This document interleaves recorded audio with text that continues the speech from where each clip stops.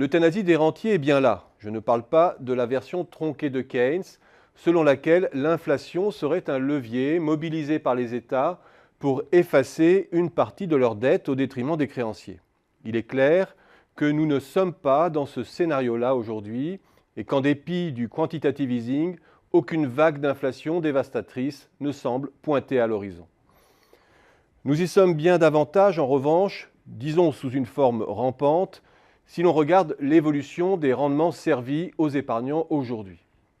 Entre les produits défiscalisés, le livret A qui ne rapporte plus que 0,75%, les comptes d'épargne logement qui ne rapportent plus que 0,5%, ou toute la gamme des produits fiscalisés, les PEL, dont le rendement est revenu à 1,5% avant impôt, celui des obligations d'État, déjà inférieur à 1% à 10 ans, et qui a repris son mouvement de baisse, et les produits d'assurance vie en euros, dont le rendement s'érode inexorablement année après année, pour ne plus représenter que 2,25% avant prélèvements sociaux.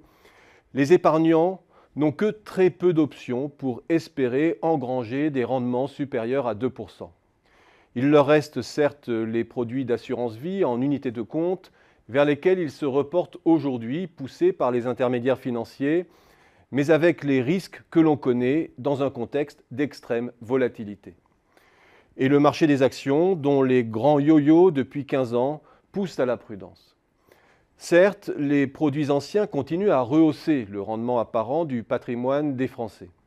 Mais si je rapporte aujourd'hui intérêts et dividendes nets perçus par les ménages à leur patrimoine financier net, on saisit la grande dégringolade en cours et le fait qu'elle n'est pas prête de s'arrêter.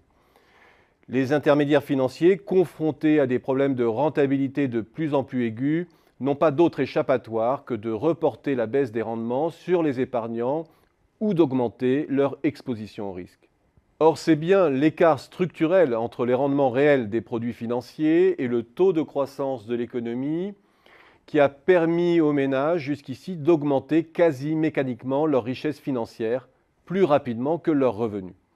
Et de ce point de vue, il ne faut pas exagérer la situation. Il s'agit bien d'une euthanasie très rampante. Il suffit de regarder le ratio de la richesse nette ou brute des ménages à leurs revenus pour s'en rendre compte, en ayant en tête que dans un régime de répartition équilibrée, ce ratio devrait être stable. S'il y a euthanasie, elle ne fait que commencer et elle prend vraiment la tournure d'une mort lente après une longue phase extrêmement favorable.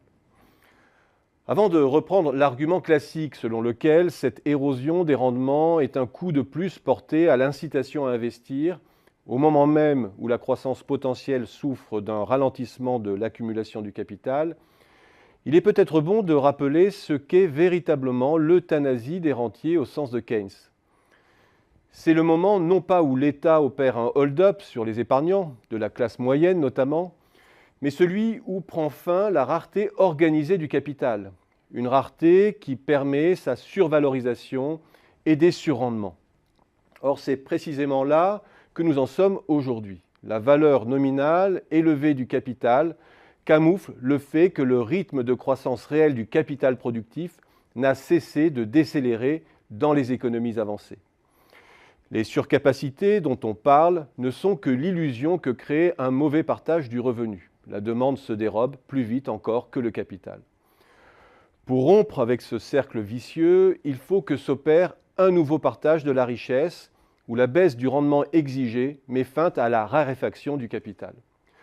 L'euthanasie des rentiers est un ajustement naturel. Il n'est finalement là que pour les sauver.